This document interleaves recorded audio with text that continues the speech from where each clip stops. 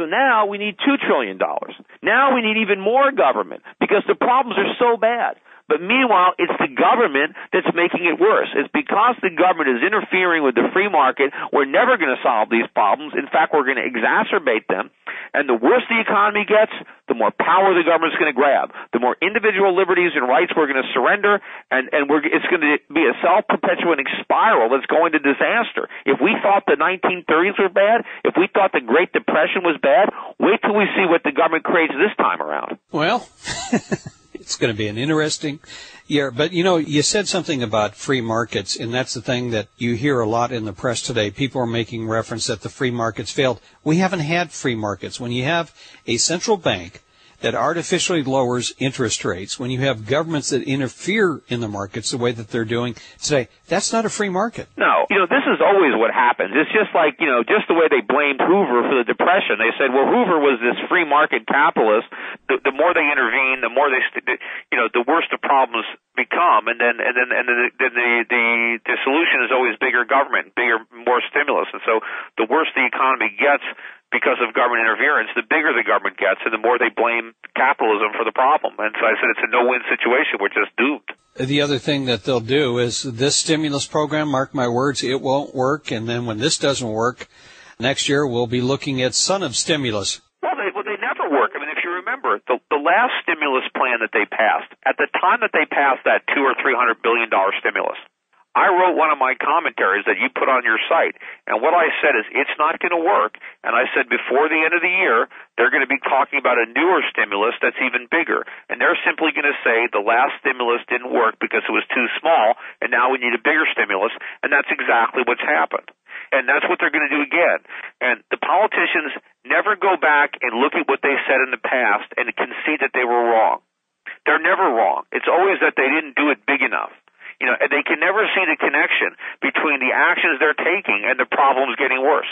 They simply think that they need more government. It's like the government only knows one way to put out a fire, and that's throw gasoline on it.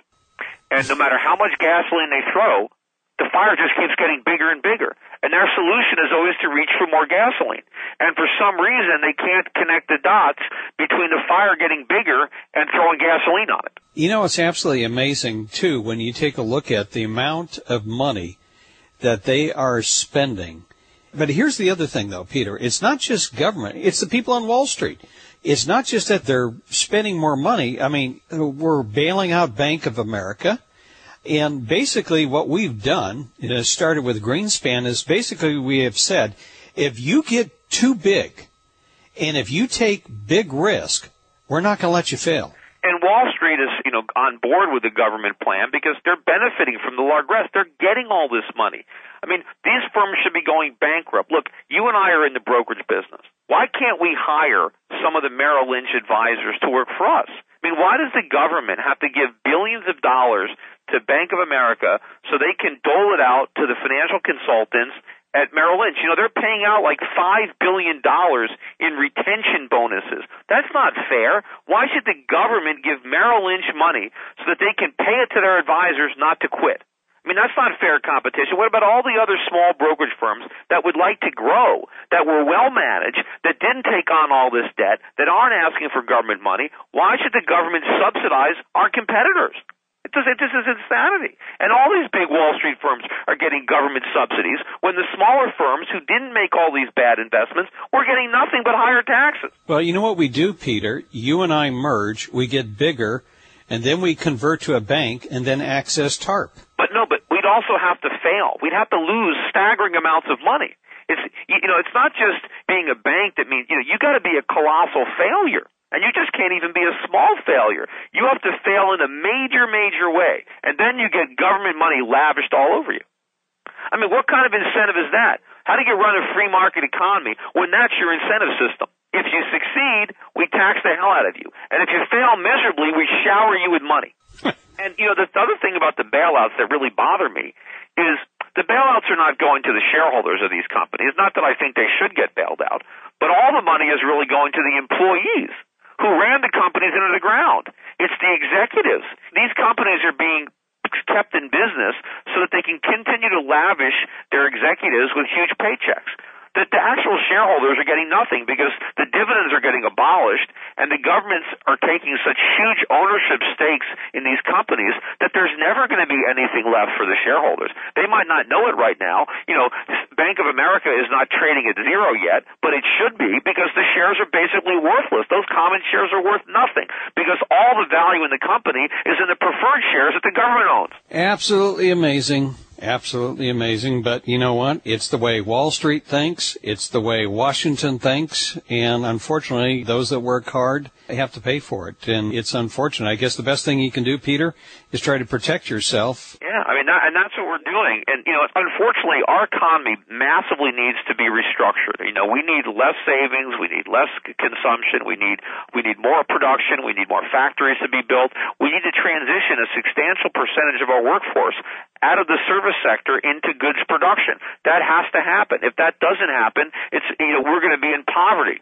And the government, instead of allowing the free market to do what needs to be done, they're trying to pretend that there's a miracle that they can produce. They can just print enough money and we can take it to the mall and buy stuff and and everything's going to be great. Or they talk about, well, we're going to stimulate the economy by fixing up the roads and fixing up the bridges. Well, having nice roads and bridges is all great, but we can't afford that right now. We're too broke to fix up our roads and bridges. We have other more pressing issues. It's like, imagine a guy loses his job and he's loaded up in debt and he goes to a credit counselor or somebody says, hey, what can I do? And he says, you know what? Why don't you remodel your kitchen? Why don't you put in a swimming pool? Wouldn't that be nice to have a swimming pool? Why don't you stimulate your economy by going into debt and building a swimming pool? We don't have the money for that. And the government's not going to create wealth by just creating jobs in the government sector because all that's going to do is destroy jobs in the private sector. And so we're going to have more jobs, but we're going to be less wealthy because we're not going to produce anything. And ultimately, if the government gives everybody a job, then we're all going to have jobs and we're all going to be broke because we're not going to produce much. And so the jobs are not going to deliver any real meaningful purchasing power when we get our paychecks from the government. It's kind of hard to find something bright than this other than the shining metal itself. One of the bright spots is, from an investor point of view, the U.S. dollar has gained a lot of value, surprisingly so, during the last several months. I think that's a great opportunity. It's really a lucky break for American citizens who are smart enough to sell their dollars while there are people dumb enough to buy them. And as U.S. stocks have fallen, many of the stocks that I've been recommending that I own have also fallen all around the world. I think the buying opportunities now, particularly in the Asian markets and the natural resource markets, are the best I've seen in my entire career. The PE ratios are as low as I've ever seen them. The dividend yields are as high as I've ever seen them. I think it's a phenomenal opportunity that investors need to seize by understanding what's going on and investing around the world and not only protecting their wealth by getting out of the dollar, but taking advantage of the fire sale that's going on right now in global markets. And I don't think it's going to last forever. I think people need to take advantage of it while the opportunities are here, whether they're doing that through me or through you or through any other means. But people need to do that. And if they want to find out what we're doing, they can visit my website at www.europac.net. They can talk to one of my investment advisors, 800-727-7922. And certainly pick up, my books are selling. I noticed that in Business Week, I had two books. Both of my books were in the bestseller list. I had number 6 and number 11. I think I'm the only author that had two books on the list simultaneously. But Crash Proof, How to Profit from the Coming Economic Collapse, and the little book of Bull Moves in Bear Markets. All right. Well, listen, Peter, as always, a pleasure to have you on the program. And I will be out in your part of the country all next week. I'm spending a week out in Southern California. So I'll stop by and say hello. We're actually in single-digit weather out here right now, so I'm looking forward to 75, 80 degrees for a while. You guys have global cooling. We got global warming.